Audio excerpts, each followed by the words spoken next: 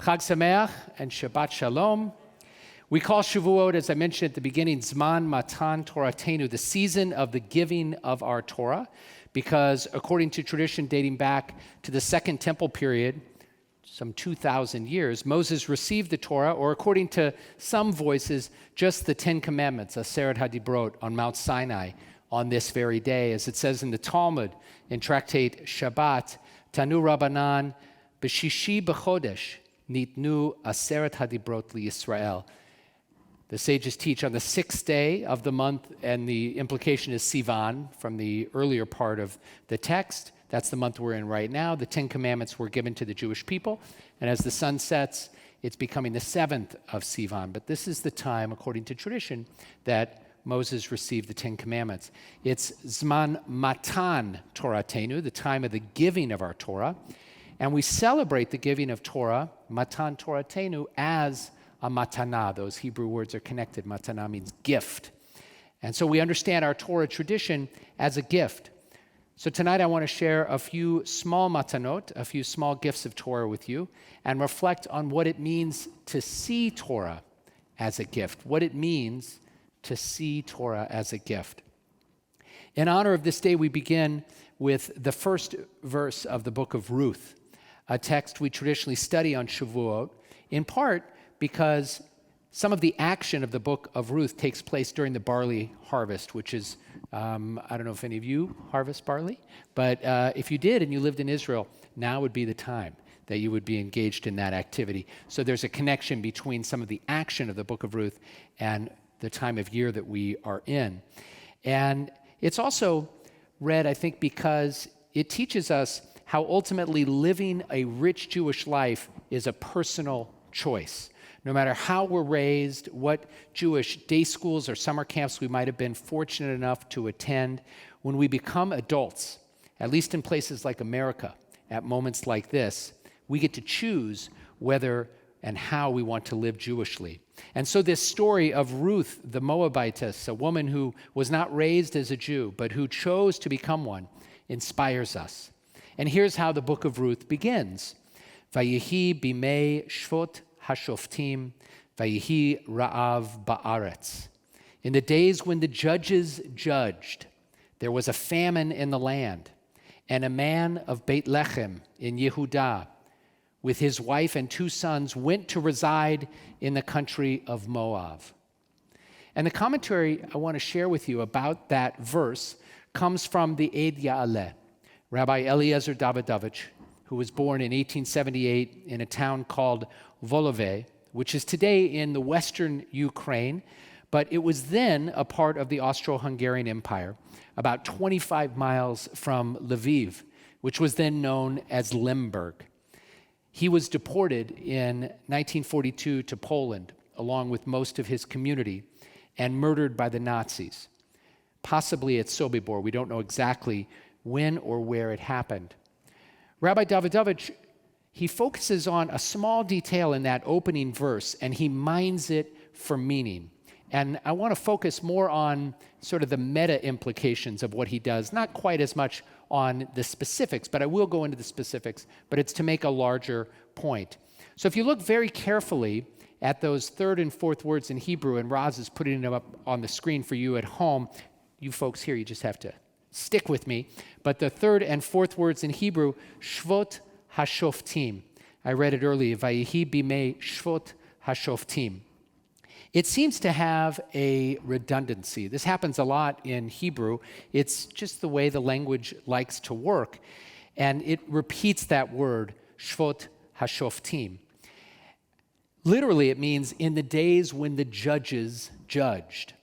But obviously, we could simply say, in the days of the judges. And one would know exactly what era we were talking about. It would be referencing the time in our people's history between settling the land of Israel and the first monarchy. During that period, there were local rulers in each region who would adjudicate and lead, and there are actually some very terrifying stories in the book of Judges about what it was like at that time, and we come to understand why, despite the challenges of having a king, the Israelites craved that.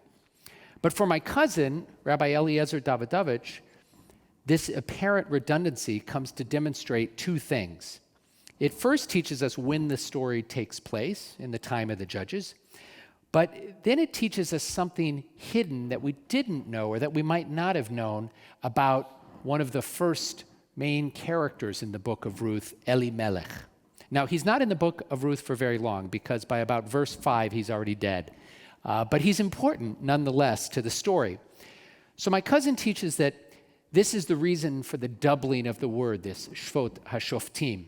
It was the time of the judges, yes, and during that time, Elimelech exercised excellent judgment.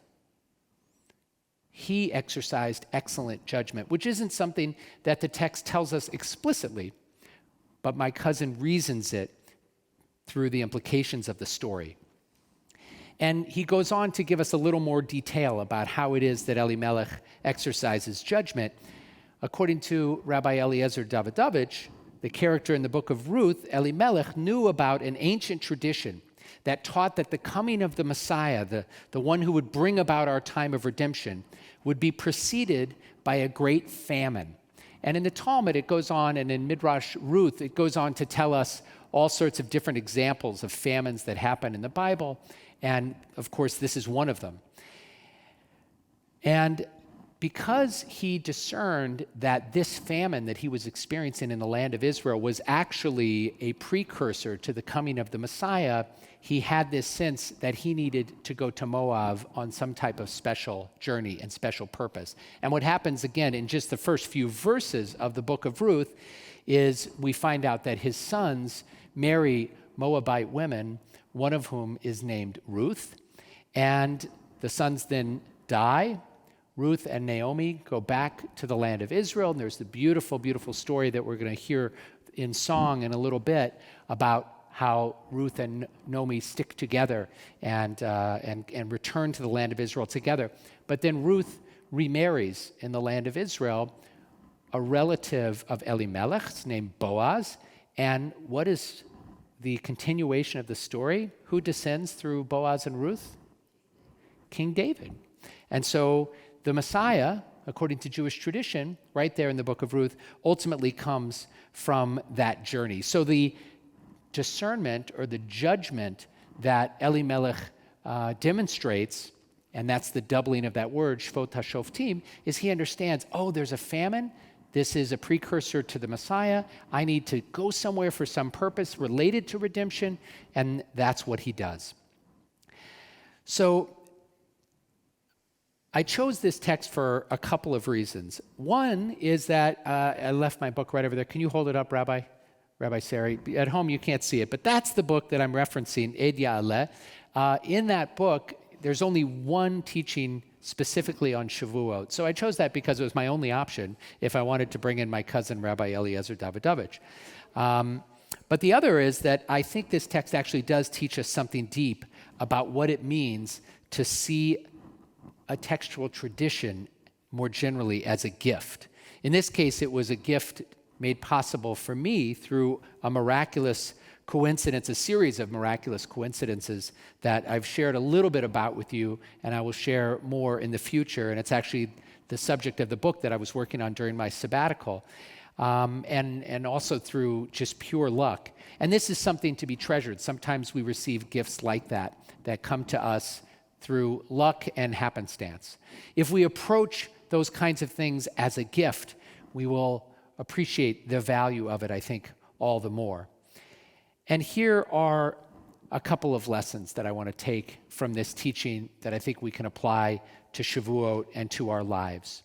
One lesson is that we should read our texts from our sacred tradition carefully. Even a small detail like an apparent redundancy or a repetition of a word can yield great meaning. In this case, it elevates Elimelech, who actually, as important as he is to the story, because he dies off so early, he's kind of forgotten. But this reading helps to elevate him. His decision to make this courageous and some might say even reckless move was ultimately a decision of great wisdom, even though in the short term it seemed rather disastrous. Soon after he arrives in Moab, as I referenced, he dies. His 2 sons marry Moabite women, and then they die. It seems like unmitigated disaster. But we know in the continuation of the story, there is much beauty that comes along the way and a sense of redemption through Ruth and the continuation through David. So my cousin's careful reading here helps us to realize that Elimelech wasn't just some hapless schlub. He was a man of discernment and judgment who made a brave choice that changed the course not just of Jewish history, but of human history. Because for Christians, the choice is equally monumental, actually probably much more monumental, because as several of the Gospels begin with the genealogy that links Elimelech's relative Boaz and his wife Ruth to the birth of the Christian Messiah, Jesus. So that's the first lesson. We should read our text very carefully. The second lesson is more meta. It's about how the very way we approach something can shape the way we experience it. How the very way we approach something can shape the way we experience it. The more precious something is to us, the more we value it. That's not some deep insight, but I think it's something that sometimes we need to be reminded of. If we approach a text or a tradition or a person with the assumption that that thing contains value and meaning, we're likely to find value and meaning in that text, in that tradition, in that relationship. My cousin, along with so many students and teachers of our tradition throughout the millennia, ascribed ultimate meaning to our sacred stories. And this opened him up to the possibility of being transformed, touched, and moved by them. And that's how I try personally to approach these texts, this tradition, and our communities. And I found it to be enormously helpful in living a life of meaning.